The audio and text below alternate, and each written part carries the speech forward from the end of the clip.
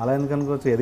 ఎదిగే ముందు అలా అన్న అన్నారు, ఎదిగిన తర్వాత అన్న. ఏందో ఈ మధ్య ఈ జనం, ఈ సైకాలజీ, ఈ జన్మ వాళ్ళ జనం కొన్ని సినిమా అని కాదు అందరు బయట కూడా అన్న ఎదిగటం, ఎదిగిన తర్వాత మనం ఎదిగినాక మనం పడే కష్టం వాళ్ళకి తెలియదు సార్.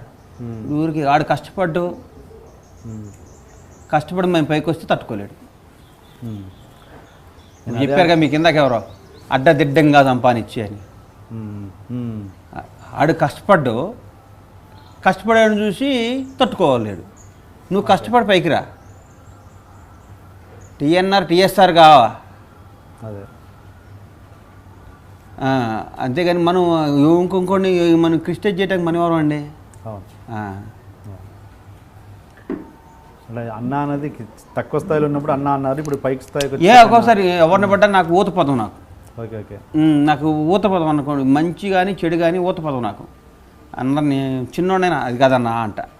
చిన్నప్పుడు సాధన నుంచి నాకు అలవాటు అది. ఈ మధ్య అనిపిస్తుంది ఎందుకు అందరిని అన్న పిలుస్తున్నాం, వీళ్ళు మన తక్కువగా చూస్తున్నారా అని ఫీలింగ్ వచ్చింది. ఎందుకు వచ్చిందో మేబీ రాంగ్. కానీ నేను మార్చుకుందాం అనుకుని నేను మార్చుకోలేను. నాకు ఆటోమేటిక్గా వచ్చేస్తుంది. మనం ఏం చేస్తాం, ధూమపానం ఆపమంటే ఆపలేరు కదా. అట్లాగే నాకు అన్న అనే పదం ఎవరిని పడ్డా మాకు అన్న వడ్డీ, మాకు ప్రకాష్ అని మా ప్రొడక్షన్ వడ్డిస్తాడు. సరిగ్గా పెట్టి ప్రకాష్ అన్న ఎందుకు దొబ్బుతావంట. మా దగ్గర చేసే బాయ్ పని అది నాకు అది సరే రైటో రాంగో జీవితం అయిపోయింది. 42 ఏళ్ళు వచ్చినాయి. ఇంకేమో 18 ఏళ్ళ తర్వాత ఎట్లా మళ్ళీ షాద్నర్ అయిపోయి మా వ్యాపారాలు మేము చేసుకునేది కదా. ఇప్పుడు ఇందాక చెప్పారు మీరు ఎవరినన్నా హీరోని కానీ ఎవరన్నా వ్యక్తిని కానీ మోసం చేశారంటే రవితేజ అని చెప్పారు. అలా మిమ్మల్ని ఎవరన్నా మోసం చేశారా ఇప్పటివరకు? చేశాడు సార్. ఎవరు? ఒక హీరో మేనేజర్ చేశాడు. ఓకే, ఎట్లా ఇక మోసం చేశాడు అంతే. మోసపోయాను. చెప్పండి, ఫ్రాంక్లీగా చెప్తా అన్నారు. మళ్ళీ ఫ్రాంక్లీ అంటే ఇక మోసం చేశాడు అంతే. మోసం అంటే మోసం చేశాడు, ఫ్రాంక్లీగా చెప్తున్నా.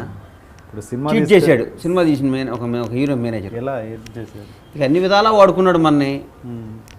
ఆ రోజు మన అవసరం, మోసపోతున్నాం అని తెలిసి కూడా మోసపోయాను. అది గొప్ప ఆర్ట్. అది నాకు తెలిసి నేను మోసపోతున్నాను తెలిసి కూడా మోసపోయాను. ఆ హీరో తెలిసి మోసం చేస్తున్నా అన్నట్టు నేను ఇప్పుడు రవితేజని తెలిసి మోసం చేసే చూడండి. అలాగే రవితేజ అనేవాడిని పాపం, రవితేజ అనేవాడిని చెప్పండి. రవితేజ అనేవాడు ఏదో ఒక పొలం కొన్నాను సార్. ఒక రవితేజకి ఒక పొలం ఇచ్చాను నేను.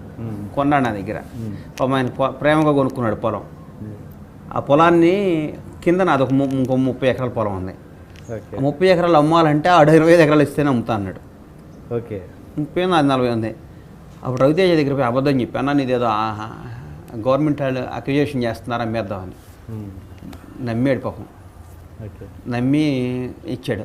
చాలా బాధపడ్డారు అసలు పాపం. వీడు చాలా మంచివాడే, రవితేజ సినిమా తీసి 5 కోట్ల డబ్బులు మిగిలినాయి మనకి, అయినా మోసం చేస్తున్నానే అని ఫీల్ అయ్యా. కానీ ఏదో ఒక రోజు ఆ రుణం తీర్చేసుకుంటారు రవితేజ. ఇదేనా మీరు చేసిన మోసం? మోసమే కదా సార్ అది. మోసం కాదు అది. ఏంటి ఆయన రియాక్షన్ ఏంటి దానికి చెప్పంగానే? ఆయనకి ఈ తర్వాత తెలుసు అన్న నేను మోసం చేశాను నిన్ను అని చెప్పా. సారీ చెప్పా.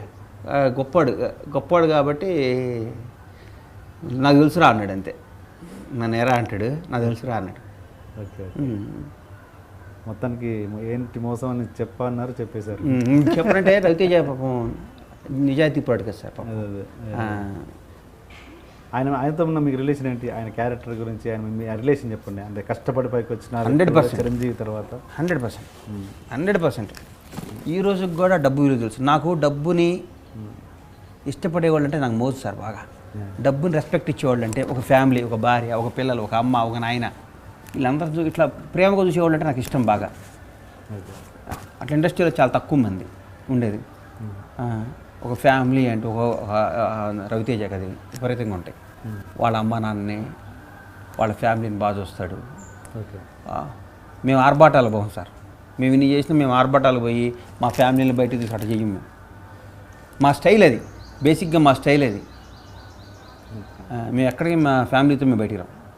ఓకే, మా పక్కా పల్లెటూరు కల్చర్ మాది. ఇంకా అంటే అలా వెళ్ళే వాళ్ళు తప్పనా మీ ఉద్దేశం? తప్పని నేను అన్ను, మాకు అలవాటు రాలా ఇంకా. ఓకే, నేను తప్పని నేను ఎందుకంటా సార్, మేము అంత పెరగలేదు అనుకుంటా నేను. ఓకే, మాది ఇంకా అంత స్థాయి కాదేమో అని ఫీల్ అవుతాను నేను. నేను ఒకటి తప్పు ఒప్పులు చెప్తాను నేనే ఉంటాను సార్. బండ్ల గణేష్ మా ఊళ్ళో అడిగితే అది రవితేజ వే ఆఫ్ లివింగ్. అదే భద్రత. రవితేజ ఏ స్కూటర్ మీద మోటార్ సైకిల్ మీద తిరిగే రవితేజ దగ్గర నుంచి వాళ్ళ బెంజ్ కార్లో తిరిగే రవితేజ దాకా ఇలా 100 కోట్లకు అధిపతి అయిన రవితేజ దాకా నాకు తెలుసు. ఇద్దరం కలిసి ఒక మెస్లో భోజనం చేసిన రవితేజ దగ్గర నుంచి నాకు తెలుసు. ఒక మంచి ఇన్సిడెంట్ని షేర్ చేసుకోండి మీ ఇద్దరు. మా ఇద్దరు ముందు నుంచి మేము చిన్న చిన్న వేషాలు వేసేటప్పుడు మనసు ఇచ్చి చూడు, మనసులో మాట, సింధూరం సినిమాలో కూడా నేను 4 రోజుల తర్వాత వచ్చాను అనుకో షూటింగ్కి వెళ్ళి. ఎన్ని తెలుసు నాకు. ఎందుకు వచ్చారు? అప్పుడు ఇది ఈవి సత్యనారాయణ గారి సినిమా వేషం వచ్చింది. ఓకే. నేను ప్రేమిస్తున్నాను ఒక సినిమా, ఈవిగా దాంట్లో పెద్ద వేషం లైఫ్ వస్తుందని వచ్చాను. ఏది జడి చక్రవర్తి సినిమా? జేడి చక్రవర్తి. నేను వచ్చేస్తాను, నేను ప్రేమిస్తున్నాను. ఓకే.